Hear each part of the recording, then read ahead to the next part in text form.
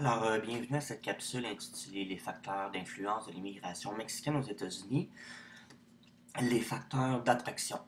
Donc, ce que vous voyez à l'écran, c'est ce qu'on a vu soit en classe, soit sur capsule, la partie qui précède. Donc, les problèmes internes au Mexique, les facteurs de répulsion, on a vu ça. C'est la page ou document qui a été distribué en classe ou l'équivalent dans votre recueil partie 2, page 88 et 89. Donc aujourd'hui, on va voir ça, on va voir la dernière partie, ça a tout été vu. On a vu le manque de terre en classe ou sur capsule, l'ajustement structurel, l'exode rural, l'explosion urbaine et les usines de sous-traitance. Et on a vu que c'était une dynamique, que c'était un processus que moi j'ai fait débuter en théorie par le point 1 qui est le manque de terre. On a vu là aussi un texte qui a été distribué en classe qui s'appelle la réforme agraire où on a fait, vous avez lu que il y a eu une révolution, etc. Mais que tous ces éléments-là, de l'élément 1 jusqu'à l'élément 5, tout ça était comme en symbiose, qu'il y avait comme une progression, qu'il y avait une dynamique, que chaque élément peut être relié les uns par rapport aux autres, le signe de la flèche ici, de haut en bas, mais qu'également à l'intérieur de certains éléments, on retrouve des influences des éléments qui suivent ou des éléments précédents. Donc, rapidement, on a vu le manque de terre, les haciendas, la séparation du territoire, comment on séparait ça, le côté plus colonial, les haciendas qui ont été démantelées, car il y avait une inégalité. La révolution paysanne, on a vu ça, donc transformation des haciendas, des grandes propriétés terriennes, en ejidos.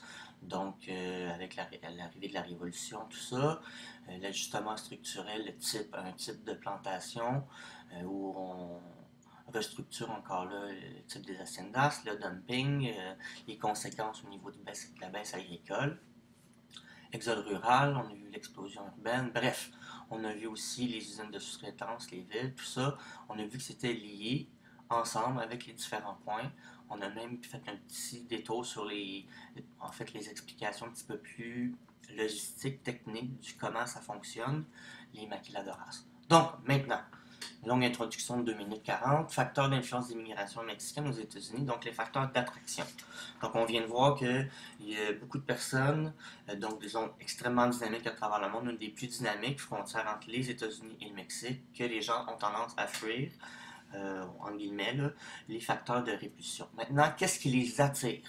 Parce qu'il y a aussi cette dynamique-là qui rentre en ligne de compte, qui exacerbe encore plus le pouvoir, ce pouvoir d'attraction-là, c'est évidemment les liens avec les facteurs de répulsion. Mais, premier facteur. Donc, au terme de l'attraction, le différentiel des niveaux de développement, donc c'est un facteur économique. Évidemment, euh, il y a une différence entre les revenus mexicains, malgré que c'est évidemment une statistique qui est appelée à changer, heureusement, avec le temps, et les statistiques économiques, les gains, si vous voulez, la performance économique des États-Unis. J'ai mis quelques images ici. Bon, pour beaucoup, ceci dit, c'est bien sûr un peu c'est pas tout le monde, c'est un peu caricatural la façon que j'amène ça, mais on définit un peu cette espèce d'American Dream, le désir d'avoir des conditions meilleures dans différents domaines, améliorer son sort au niveau de son habitation, de son école, de sa sécurité, d'avoir accès à une certaine forme de démocratie. Il faut savoir aussi que l'immigration mexicaine comprend, on l'a vu ça aussi dans l'autre capsule ou en classe, une immigration qui est de d'autres pays, Chili, Équateur, Pérou, tout ça, où les conditions ne sont pas toujours faciles, présence de dictature à certains moments dans l'histoire, etc. Mais le différentiel de niveau de développement est un des éléments importants parce que quand on compare les statistiques des États-Unis et du Mexique, par exemple, euh, c'est des statistiques qui ne sont pas du tout les mêmes. Les niveaux de scolarité sont beaucoup plus élevés aux États-Unis, bien sûr. Les conditions sont meilleures. Du moins, c'est ce qu'on pense avant de quitter. Hein, on a l'American Dream, c'est un peu ça. C'est ce qui est véhiculé aussi par les médias, les téléséries américaines et tout. Beaucoup de personnes qui sont dans le besoin, et pas nécessairement en campagne, là, parce que là, on a l'image ici de campesinos. Aussi en ville, on verra dans la question de l'attrait des villes, si vous voulez. Il y a toute la question de vouloir traverser absolument la frontière pour aller de l'autre côté, se trouver un emploi, améliorer son sort à tous les niveaux. Donc ça joue beaucoup à, quand quand on compare évidemment notre situation actuelle, ceci dit, le Mexique est plus un pays en voie de développement, c'est un pays qui est de plus en plus développé. Il y a un certain dynamisme, mais il y a quand même ce différentiel-là qui joue beaucoup, qui attire beaucoup les gens qui viennent de l'Amérique latine pour s'en aller vers le nord. Deuxième élément, contact et réseau.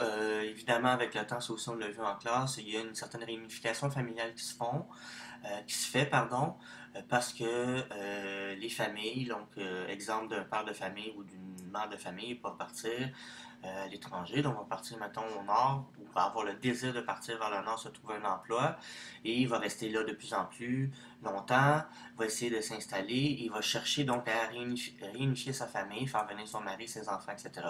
C'est un phénomène qui est quand même relativement répandu et qui, aux États-Unis surtout, touche bien évidemment par la proximité les provinces du sud des États-Unis, donc les provinces qui sont limitrophes à la frontière qu'on a vue, la frontière avec le Mexique.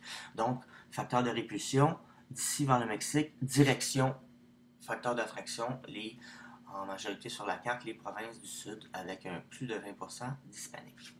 Donc, attiré par quoi aussi les petites et moyennes entreprises, dans ce cas-ci latino-américaines, beaucoup dans des domaines de services, restauration, hôtellerie, entretien ménager, construction. Et détail important par rapport aux PME latino-américaines, on l'a vu ça aussi en classe, toute la question de l'informel. Hein? On compte à peu près 13 millions d'illégaux aux États-Unis qui travaillent beaucoup dans ces domaines tierces, domaines de services, restauration, hôtellerie, entretien ménager, construction, des domaines qui sont avec des conditions de travail qui sont relativement difficiles, avec évidemment des salaires qui sont plus bas. Il y a toute une dynamique aussi qu'on a vu là-dedans par rapport aux contacts et réseaux et par rapport aux facteurs d'attraction qui sont liés aux facteurs de répulsion. Hein, quand on est à la recherche d'un emploi et qu'on vient de l'étranger et qu'on n'a pas notre carte verte pour travailler, on a plus de propension à accepter un emploi qui est de moins bonne qualité et d'une certaine façon, les États-Unis sont dépendants de ce marché-là. On parle qu'il y a 12 millions d'illégaux qui travaillent aux États-Unis dans des secteurs bien particuliers. C'est des secteurs aussi qui sont délaissés par la, la population, disons la classe moyenne aux États-Unis. Confort culturel, ça va aussi dans le contact et réseau, donc ça va aussi avec réunification familiale, emploi. Le confort culturel, c'est un concept de Claire McNichol qui mentionne en fait que, son nom le dit, à force de s'installer, il y a des communautés qui se forment et la communauté hispanique est marquée à ce niveau-là par différents éléments qui font partie de la culture, par exemple l'Église catholique, les groupes sociaux, les groupes communautaires, des regroupements, soit pour la langue, la danse, autour de restaurants, autour de certains secteurs. Hein. À Montréal, au Canada, évidemment, les taux de regroupement sont différents. Il y a toute la question, une certaine question de ghettoisation qui est plus présente aux États-Unis, peut-être moins au Canada, un facteur plus négatif de ce confort culturel, mais bref, une propension à former des agglomérations, à se regrouper avec des gens qui sont de même culture que nous. Donc là-dessus, on voit beaucoup la culture Tex-Mex là, aux États-Unis, hein, ce mélange de culture mexicaine et de culture du sud des États-Unis. Des villes frontières, on le verra ça tantôt, qui se forment et qui ont des couleurs nord-américaines du sud des États-Unis, mais qui ont une couleur mexicaine très marquée. Hein, et aussi, autour de la frontière, on va le voir, des agglomérations de villes jumelles, d'une mixitude, d'une mixité sociale, d'une mixité culturelle entre la culture latino-américaine et celle des États-Unis. Point 3, j'accélère un peu. Dynamique du marché de l'emploi, ça aussi, on a parlé un peu tantôt. Dans certains secteurs, c'est pas comme ça partout, et c'est pas de manière généralisée, mais pour comprendre la dynamique, je disais que certains types d'emplois sont délaissés par la population des États-Unis en général.